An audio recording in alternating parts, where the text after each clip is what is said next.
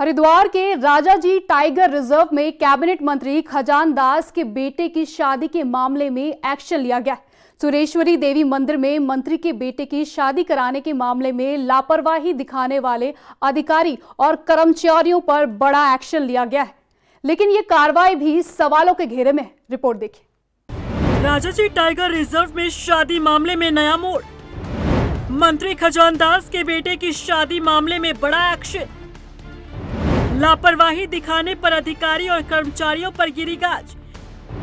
2 forest guard suspend, ranger और one दरोगा भी हटाए गए।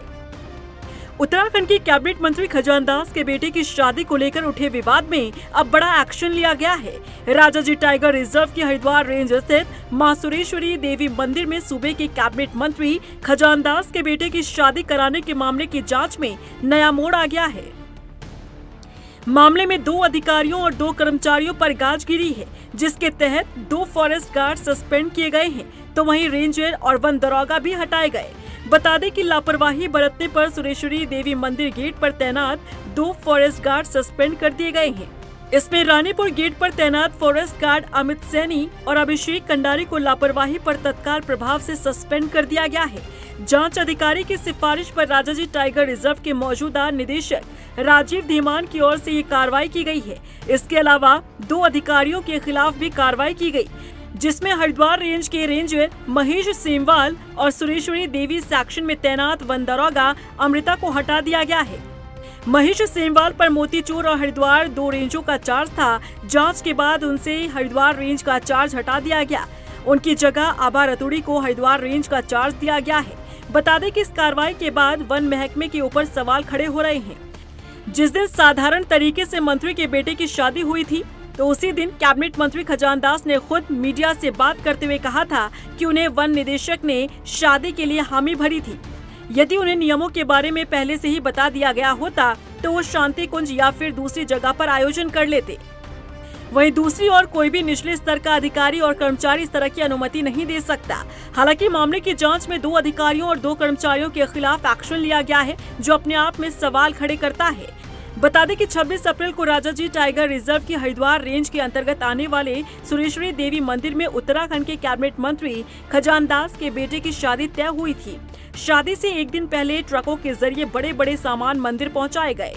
मंदिर परिसर को सजाया गया और फोटो वीडियो सामने आने के बाद विवाद खड़ा हो गया।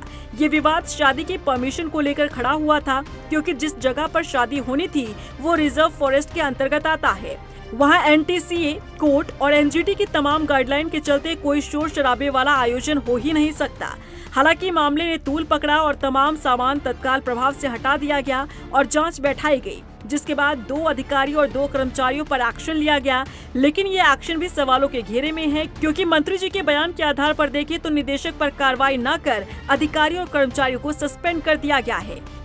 26 अप्रैल को कैबिनेट मंत्री खजान दास के बेटे की शादी विवादों में आई। ये इसलिए आई क्योंकि जिस जगह पर यानी कि राजाजी टाइगर रिजर्व स्थित सुरेश्वरी देवी मंदिर में शादी समारोह का एक कार्यक्रम रखा गया था, लेकिन जिस तरीके से ये पूरा जो क्षेत्र है वन आरक्षित क्षेत्र है और इस तरीके के भव्य कार्यक्रम यहाँ पर आयोजित नहीं हो सकते। इसी को ध्यान में रखते हुए, मामले की गंभीरता को समझते हुए इस पूरे मामले पर जाँच बिठाई गई और जिस तरीके से जाँच अब तक हुई है और जो कार्रवाई इसमें देखने को मिली है, उसमें जो 4 लोगों के खिलाफ इसमें अब तक कार्रवाई हुई और इन 4 लोगों को सस्पेंड किया गया है, जिसमें कि 2 फॉरेस्ट गार्ड हैं, 1 प्रभारी रेंजर और 1 वन दरोगा को अब तक इसमें सस्पेंड किया जा चुका है। लेकिन अभी भी बावजूद इसके सवाल यहां पर ये खड़े हो रहे हैं कि आखिर इस समारोह को लेकर के निदेशक द्वारा क्यों परमिशन दी गई। इसमें जब कैबिनेट मंत्री खजान दास से सवाल किया गया तो उन्होंने भी इस बात को कहा कि निदेशक ने इसमें हामी भरी, यानी कि उनकी ओर से परमिशन दी गई, तब जाकर के इस भव्य कार्यक्रम की यहां पर तैयारियां की गई थी।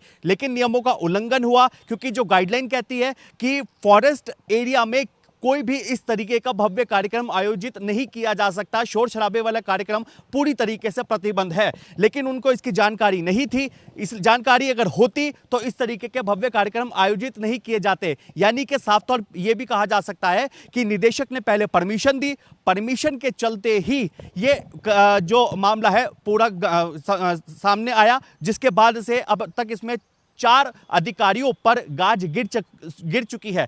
अब देखना होगा कि अभी फिलहाल इस पूरे मामले को लेकर के जांच चल रही है। वन विभाग भी इस बात को कह रहा है कि जांच अभी भी जारी है, लेकिन क्या निदेशक के खिलाफ भी कार्रवाई होगी? जिसने भी इसमें मामले में परमिशन दी है, क्या उसके खिलाफ कार्रवाई की जाएगी? आने वाला वक्त बताएगा। हालांकि प्रमुख वन संरक्षक यानी कि हॉफ का यह कहना है कि ये एक संवेदनशील क्षेत्र है, यानी कि जो फॉरेस्ट एरिया है संवेदनशील जगह है और इसकी निगरानी खुद सुप्रीम कोर्ट करता है। अब ऐसे में आगे की जब जांच होगी, जो जांच अभी भी चल रही है, क्या उसमें जिस अधिकारी द्वारा, जिस डायरेक्टर द्वारा जो परमिशन दी गई उसके खिलाफ कोई कार्रवाई की जाएगी, ये आने वाला वक्त ही बताएगा। देहरादून से वीडियो जर्नलिस्ट निशांत चौहान के साथ मैं अशोक कुमार, रफ्तार मीडिया।